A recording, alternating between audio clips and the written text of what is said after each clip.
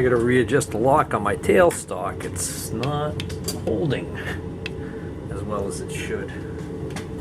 It's just a matter of turning the bolt in about half a turn on the saddle, and that corrects that issue. Should. I also think I can go a little bit faster here with the speed.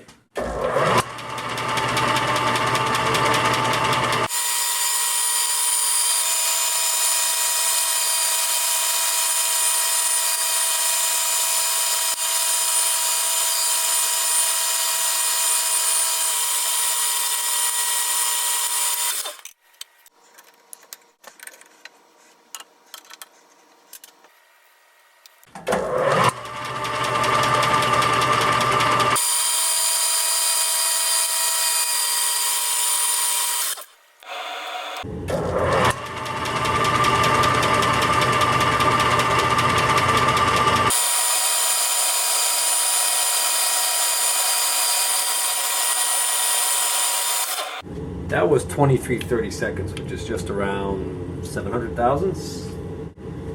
718 thousandths. So that's a little bit more than I did last time. But it seemed like on the last one I had to do a lot more. Had to take a lot more with the boring bar. Of course, I took too much, but the point being is that there should be a little bit less work with the boring bar by doing it this way.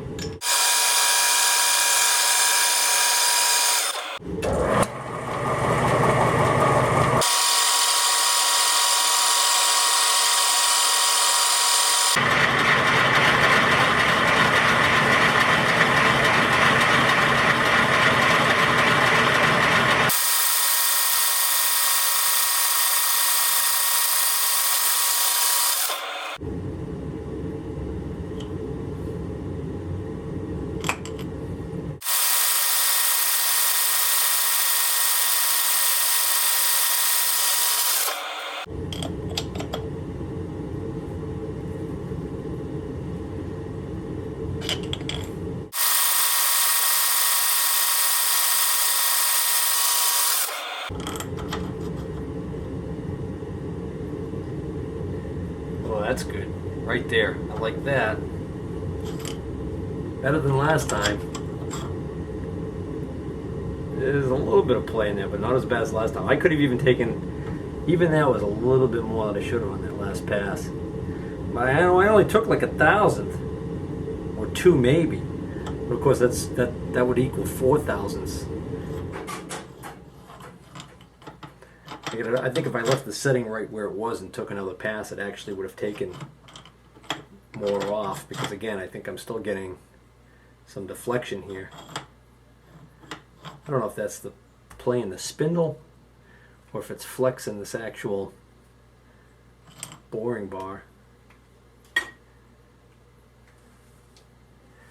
But it's raising hell with my my shoddy machining capabilities. But that's workable. I can live with that. It's not as sloppy as the last one. Alright, so now I want to turn this section that's sticking out from the face of the chuck down to the diameter that's going to fit into the cutter, the raised panel cutter. So I want to be able to get as much of this. I wanted to have as much of this in the chuck as possible for the boring operation. So I only left just enough outside of the chuck here to turn for this next operation. So I want to be able to turn right up to the jaws of the chuck without crashing the lathe.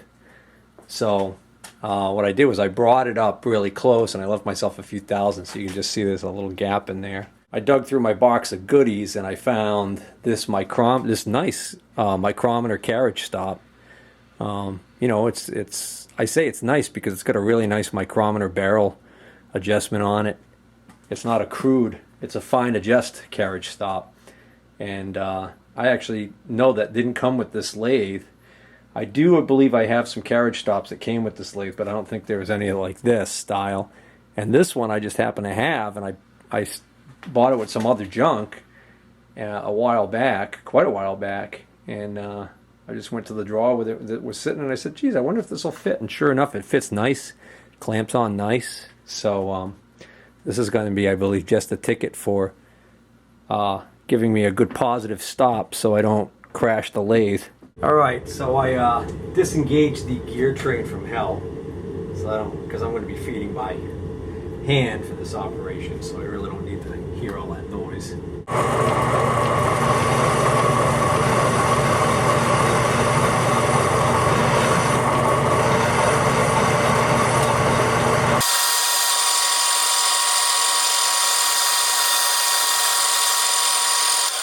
going to slow it down, take a heavier cut.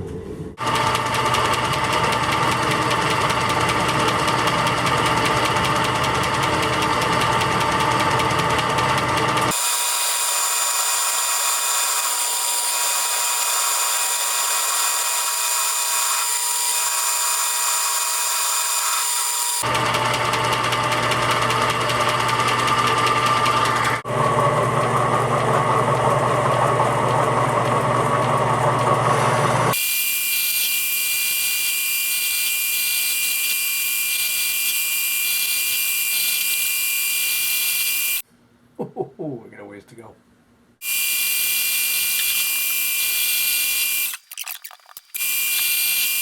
I'll take one more 25,000 pass, and then I gotta get a little bit more serious about figuring out how much I gotta take off so I don't overshoot.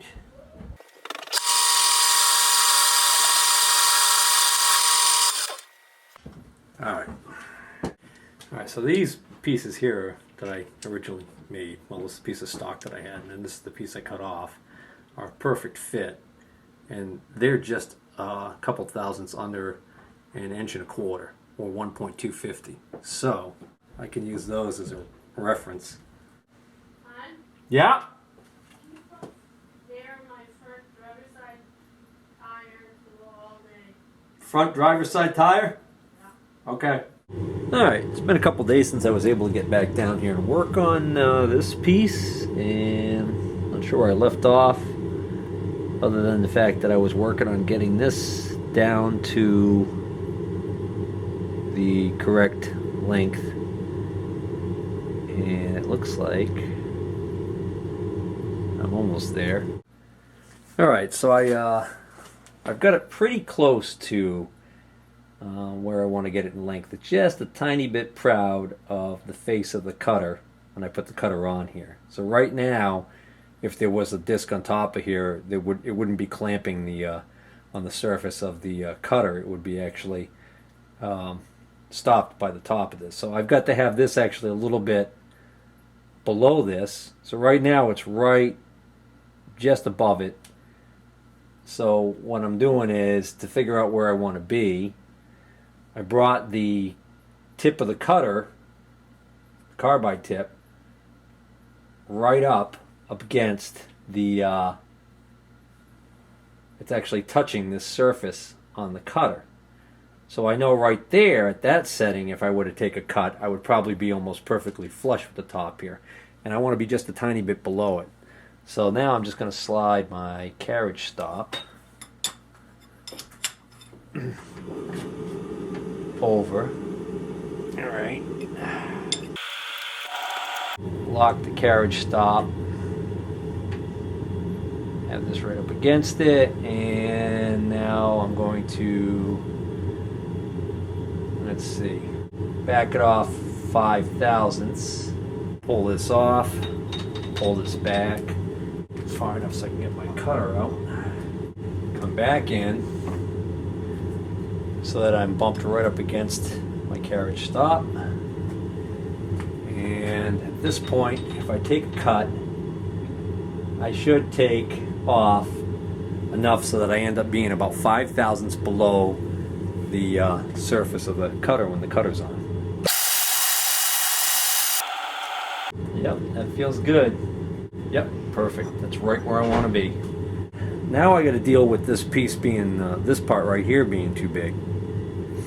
Because right now, if I would have put this on the spindle, this would hold the cutter way up high. So, started, I can take it out of here. Alright, well, I've removed the guard temporarily. And just for the heck of it, I threw the cutter on here with my spacer just the way it is. And it does actually look like I will be able to still lower this enough to make the cuts that I want to make with this thing. So I guess I don't need to change that size of this spacer if I don't want to.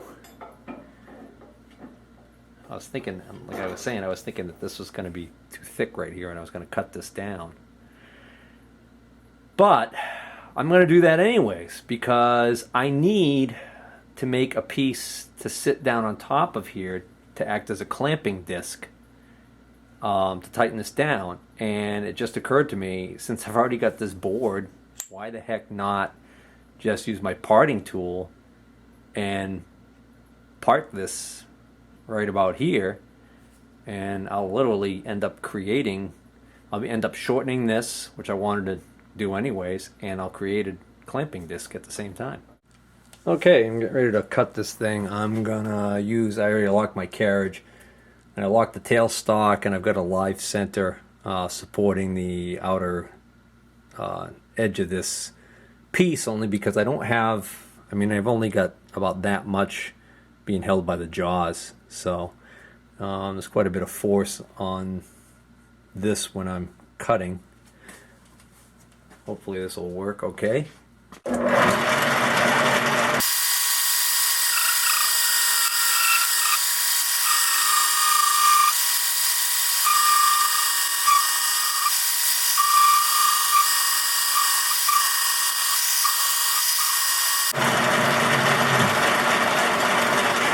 That piece is probably pretty hot. You know, I gotta go pick up the pizza anyways. Let it cool off.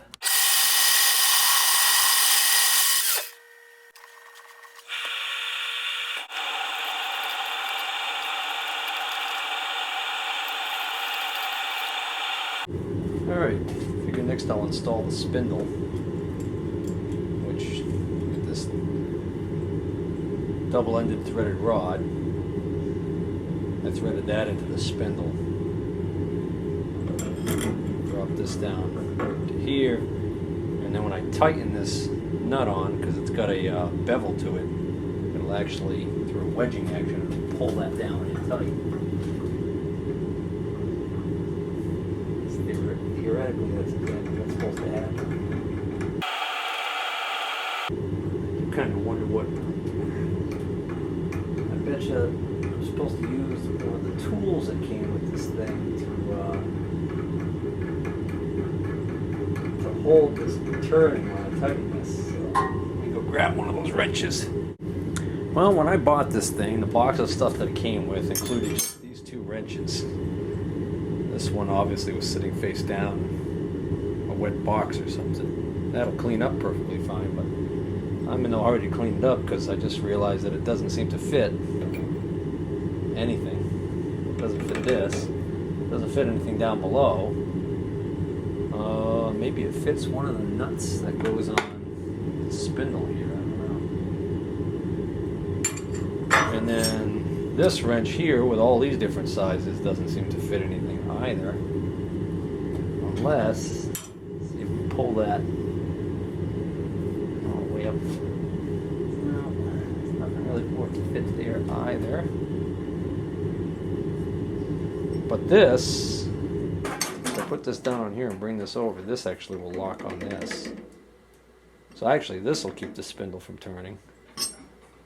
So all I need is a wrench to go on here.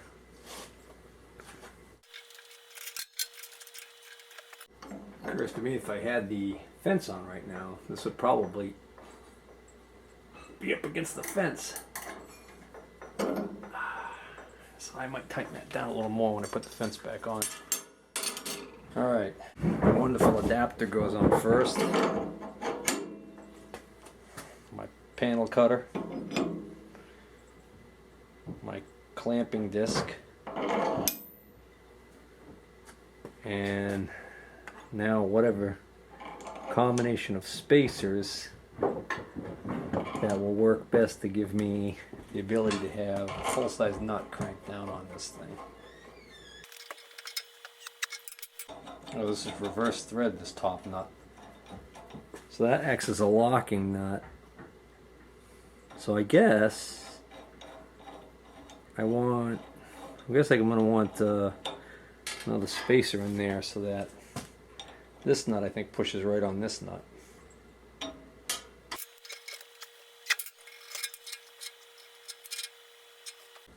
Oh, that should go down a lot further. I think I had this right the first time. Duh. Yep. Brain fart, big time.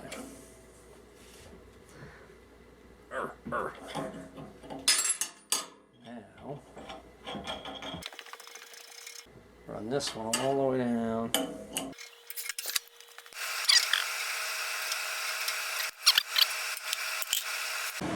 I think I'll plug it in, get behind a bunker, and turn it on. Jump in a foxhole or something. Alright guys, in case you're wondering, I did just snug up that spindle nut again, the one on the bottom down there. So now, I think everything's tightened up.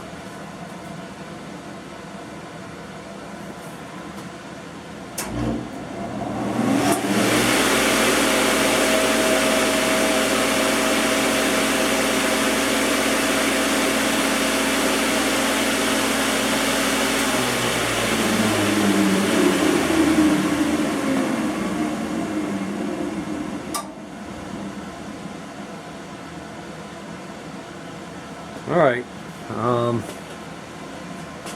that seemed okay, except I'm not a woodworker, but I think that's too fast. And I'm hoping I've got it set on the high speed, because there's only 2 speeds on this pig. Well, that's not good. Turns out the lower position, which is the larger pulley on the spindle, is the slower speed. And I've already got it on that. And that makes sense because of the gear ratio. You know, the motor drum is one size, one diameter. So if we decrease the diameter of the pulley on the spindle, then obviously that's going to increase speed. And just like the picture shows, that upper pulley is smaller in diameter, it's going to give you the higher speed. I've already got it on the lower speed, so somewhere I've got the manual for this thing. I guess I should look it up and see what the maximum cutter size that this thing's supposed to be able to take. I guess I should have did that before I went through all this trouble, huh? That's what you're probably thinking. But I figure what I'm going to do is, if I have to, I'll put a motor speed control on this and slow it down. Not the greatest solution, certainly, but it beats buying a new shaper just to cut these panels that I'm only going to make for one project. I could measure the RPM if I didn't just break my tachometer earlier today.